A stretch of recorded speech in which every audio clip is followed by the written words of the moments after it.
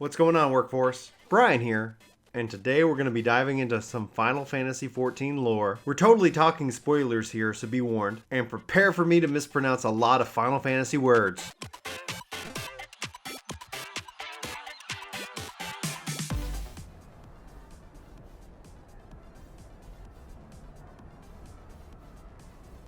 Very well, Ilberd. I will take our homeland back. For the both of us. So the question that I've been asked ever since the conclusion of Heavensward is, what do Raubahn's words mean when he says that he will take his homeland back for the both of them? Because him and Ilberd were at such odds, obviously since the betrayal in 2.0. And does this mean that Raubahn's going to turn evil just like Ilberd did and betray us at some point? And I think the simple answer is that no, that he's not going to betray us. This is just a reflection of the two men's goals, especially ever since their exile from Almingo 20 years ago.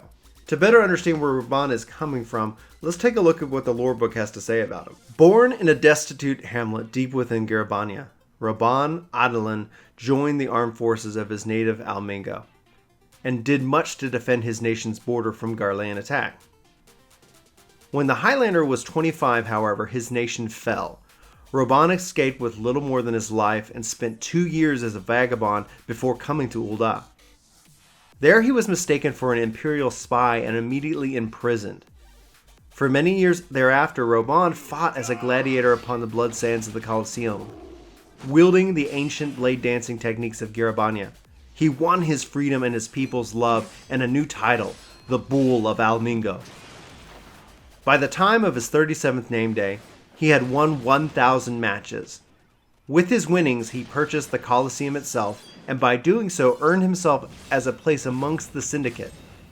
Now 44 years of age, some wonder if his hardest battles lie ahead of him, as he is the only member loyal to the Sultanate. So Raubahn hasn't had an easy life. He's a fierce warrior, as you can see from his battle with Ilberd. So taking a look at Raubahn and Ilberd's relationship, and looking at Ilberd, he's, for us, obviously evil. And in a past video, I even talked about how I don't necessarily like when they make an evil character like look evil. So you can see like Ilberd and he's like, I killed her, or, oh, I'm doing these evil things and I'm having this very evil expression on my face, so you know that I'm evil. And it's a common technique, especially in film, so that you can communicate to the audience like, hey, this guy isn't doing what he's supposed to be doing. 24 was very guilty of that. You had a character that's fine, but all of a sudden when a character, you knew that they betrayed you, then everything they did was always like, oh, I'm being sneaky over here just so I can remind the audience that I'm up to no good. So that's a kind of a visual technique. But from Ilberd's perspective, he's doing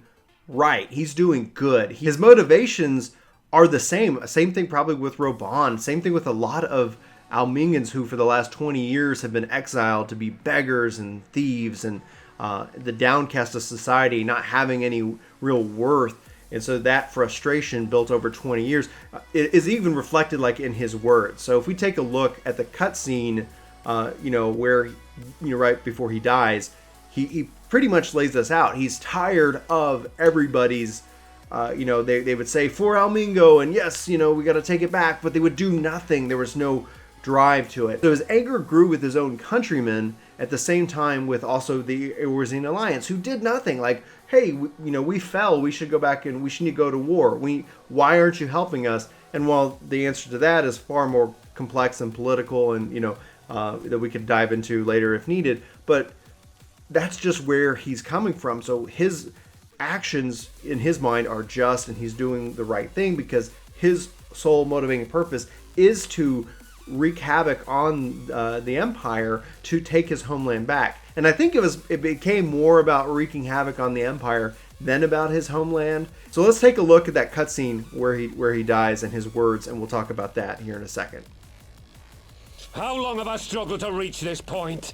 My countrymen, so inured to the taste of defeat, they no longer balk at its bitterness, shouting my throat raw with rallying cries, only to be greeted with dull eyes and blank faces. My brothers and sisters in Ul'dah have surrendered to their apathy and their appetites. Were it not for the glint of Lodorito's coin, I doubt even those here now would have answered my call. Take back our homeland! Free Al Amigo! Ha! They'll happily mouth the words, but they won't spill the blood. You say no mortal should wield these eyes? Then I shall gladly become a demon. I will suckle on the souls of the hopeless and liberate the homeland they no longer deserve. Did you hear their cries as victory was snatched away from them? Even with their dying breaths, they cursed the Empire. Never has their desire for vengeance been so raw, so true. A god has no need of faith when summoned by so pure a purpose. Oh yes, I know their limitations. Which is why I will call upon a deity more terrible than the very black worm of the calamity itself.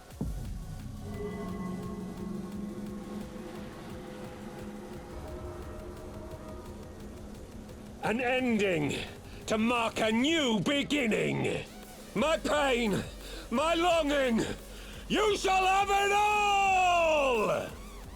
So you can see the anguish in his words in the cutscene. Now, we don't agree with him. We don't agree with his motives. I mean, he killed lots of people. Many people died, not knowing that it was a suicide mission. His whole goal ended up to summon this primal to wreak havoc on the Empire, to be calamitous in its destruction, because he, at this point, just wanted that. He was so angry. So he spent, so much time. And then you look at the contrast with Raubahn. Now he's a part of the Syndicate. He's got power. He's a general.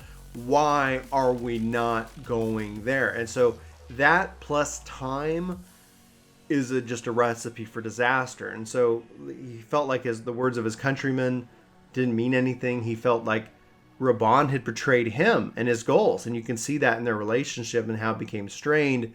That led him to his motivations. But if we look at these two characters, we can see that they both have the same goal. And that's what Raubahn's words end up meaning. They mean that it's his recognition that war is inevitable. We've kind of been in this Cold War with the Empire ever since Ultima Weapon kind of blew up in their face. You're welcome. And but they are still a threat. They are still that presence. And with this actions, with Omega and Shinru fighting and being that huge amount of destruction and laying a huge blow to the Empire because it was on their lands, this doesn't look good for him. This also doesn't look good for Xenos because this happened under his watch. They lost ground. And a new primal has been summoned. So their fears of primals are well and now justified, and that can be the rallying cry that maybe was needed for them to push forth and take all of Eorzea, or at least to give us some kind of resistance more than they have in the past. So we're going to see how that plays out, obviously, in the future. But so Raubahn's words are anguish; they're pained when he's talking about that he will take back his homeland because war is inevitable, and I think he realizes the only real way forward at this point, because he knows the Empire has to respond in kind, is to gain ground, not to defend or lose ground at this point. And at least that's my opinion. And I'd love to know yours. Let me know in the comments below what you felt by these words and by their relationship and Ilberd in general. I'm torn because I can understand, I can understand how your cries, for help can go unheeded. And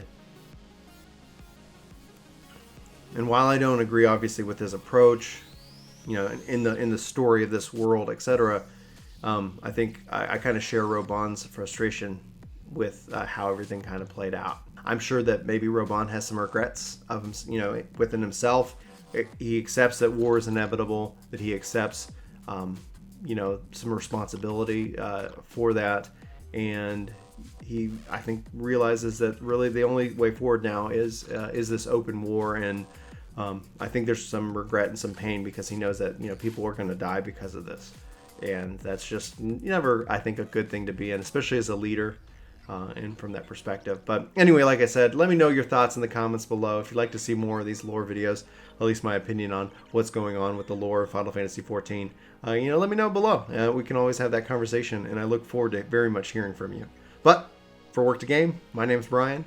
This has been my is Raubahn evil / Ilberd relationship complex video. Thanks again for watching this video, and I hope to see you in my next video.